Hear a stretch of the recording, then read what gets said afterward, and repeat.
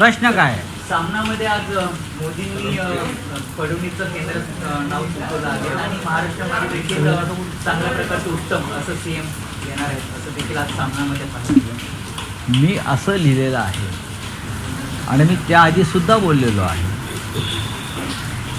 या देशाची राजकीय उलथापालथ झाली आणि मोदींची नाचक्की झाली ती केंद्रीय शिक्षण खात्यामुळे. आणि 12 वर्षात प्रथमच मोदींना एका मंत्र्याचा राजीनामा घ्यावा लागला, तो शिक्षण मंत्री. या देशातला विद्यार्थी आणि तरुण इन्किलाब झिंदाबादच्या घोषणा देत जंतरमंतरसह संपूर्ण देशात रस्त्यावर उतरून आंदोलन करायला लागला, तो शिक्षण खात्याच्या कारभाराविरुद्ध. शिक्षण खातं हे कोणत्याही देशासाठी एक भक्कम तरुणांची पिढी घडवणारं खातं असतं. कोट्यावधी तरुणांचं भविष्य त्या खात्याशी संबंधित असतं आणि तिथेच वाळविला आणि मोदींना माघार घ्यावी लागली. मोदींचा पराभव केला तरुणांनी.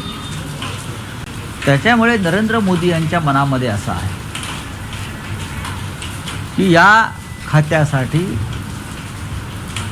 एक दूरदृष्टीचा, उच्च शिक्षित, चांगला प्रशासक असलेला नेता नेमावा.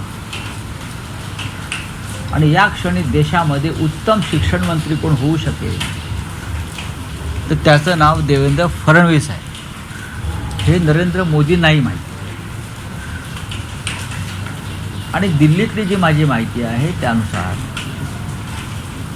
प्रधानमंत्री मोदींनी या संदर्भात राज्याच्या मुख्यमंत्र्यांशी चर्चा केली की तुम्ही केंद्रात येऊन मनुष्यबळ विकास मंत्रालय, त्याला शिक्षण खातं म्हणत नाही तर त्याला HRD मिनिस्ट्री म्हणतात आणि खूप मोठं खातं आहे. पहिल्या 5 खात्यांमधलं ते खातं आहे, डिपार्टमेंट आहे. मनुष्यबळ विकास खात्याचं जबाबदारी आपण घ्यावी अशी त्यांना मोदींनी सूचना केलेली आहे. ही माझी माहिती आहे. कोणी कितीही इन्कार केला तरी माझी माहिती पक्की आहे. पण काल आपण जर बघितलं अमित शहा यांच्या भेटीसाठी सुमित्रा पवार असतील, एकनाथ शिंदे असेल, जसं महाराष्ट्रामध्ये जर देवेंद्र फडणवीस दिल्लीमध्ये गेले तर महाराष्ट्रामध्ये मुख्यमंत्री म्हणून कोण बसेल का? बघा, मुख्यमंत्री देवेंद्रजी केंद्रात गेले तर मुख्यमंत्री कोण हा प्रश्न येत नाही. भारतीय जनता पक्षामध्ये अशी परंपरा आहे सध्या की दिल्लीतूनच राज्य करायचे. सध्या जे गुजरातचे मुख्यमंत्री आहेत तुम्हाला त्यांचं नाव माहिती आहे? एकदाच आमदार झालेले गृहस्थ आहेत. शेवटच्या बाकावर बसणाऱ्या गृहस्थाला मुख्यमंत्री केलं. राजस्थानच्या मुख्यमंत्र्यांचं नाव आपल्याला माहिती आहे? मध्य प्रदेशच्या मुख्यमंत्र्याचं नाव आपल्याला माहिती आहे का? नाही. शोधून काढतात. जो कमीत कमी कार्यक्षम, अलोकप्रिय आणि ज्याच्यात नेतृत्व करण्याची क्षमता नाही अशा व्यक्तीला शोधून भारतीय जनता पक्ष पदावर बसवतो. पण माझ्या माहितीप्रमाणे मोदींनी आश्वासन दिलं आहे फडणवीसांना, तुमच्या पसंतीचा मुख्यमंत्री नेमला जाईल. या देशाला एक उत्तम शिक्षण मंत्री मिळो अशी आमच्या सगळ्यांची इच्छा आहे आणि ती बहुतेक सरकारची सुद्धा इच्छा आहे. आता देवेंद्र फडणवीस काय विचार करतात ही त्यांची भूमिका आहे. पुण्यामध्ये अमित शहाचे स्वागताचे बॅनर देखील एक्झिबिट केलं. त्या ठिकाणी बाळासाहेबांनी आनंद देखील. बघा, एकनाथ शिंदे आणि त्यांचे लोक हे एक नंबरचे ढोंगी आणि भंपक आहेत. हिंदुहृदय सम्राटांचे खरे वारसदार वगैरे म्हणतात ना स्वतःला. आनंद दिघे माझे गुरु. कसले गुरु? बाळासाहेब ठाकरेंचा तुमचा काय संबंध? काल घाबरले. अमित शहा एक तर काळोखात चालले 2 वाजता घाबरून जनतेला.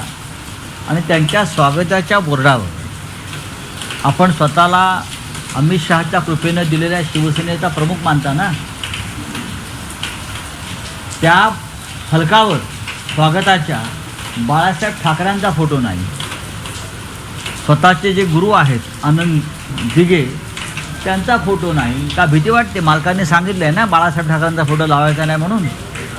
ते दिसलं ना काल पुण्यामधल्या कुठल्याही होर्डिंगवर एकनाथ शिंदे यांच्या पक्षाच्या बाळासाहेब ठाकरेंचा फोटो नाही आणि त्यांचे गुरु म्हणून जे मिरवतात दिघे साहेब म्हणून त्यांचाही फोटो नाही. ते ढोंगी लोक आहेत, डरपोक लोक आहेत, अमित शहाला घाबरतात. राऊसाहेब सध्या लोकसभेचं अधिवेशन चालू आहे, पण आपल्याला नरेंद्र मोदी असतील, अमित शहा असतील, हे कुठेही लोकसभेमध्ये बोलताना दिसत नाहीयेत. जे नरेंद्र मोदी आहेत ते इंस्टाग्रामवरून आता संवाद साधायला सुरुवात बघा करत आहेत. की हेच लोक माननीय उद्धव ठाकरे साहेबांना फेसबुक नेता म्हणत होते. करोना काळामध्ये खरं म्हणजे बाहेर पडण्यास मोदींनीच बंदी घातली होती आणि माननीय उद्धव साहेब फेसबुकच्या माध्यमातून जनतेशी संवाद साधत होते, मार्गदर्शन करत होते. तेव्हा त्यांच्यावर टीका करणारे कोण? हे तुमचे प्रधानमंत्री मोदी, आता जे पळून गेले ते एकनाथ शिंदे, देवेंद्र फडणवीस. मग आता गेले काही दिवस नरेंद्र मोदी आहेत कुठे? फेसबुकवरच जनतेशी बोलत आहेत ना आणि काम करत आहेत, विद्यार्थ्यांशी संवाद साधत आहेत. हे सुद्धा फेसबुक प्राईम मिनिस्टर आहेत. राम मंदिरातील दान चोरीचा वृत्त आधीवरून मोठी खळ.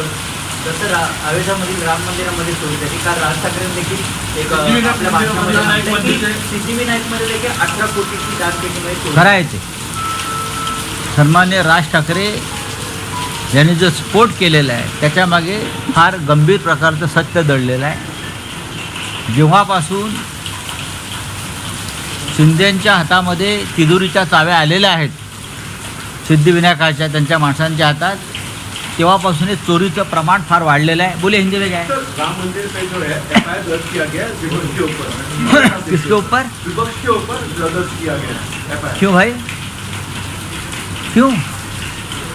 राम मंदिर चोरी का मुद्दा उठाना ये अपराध है क्या?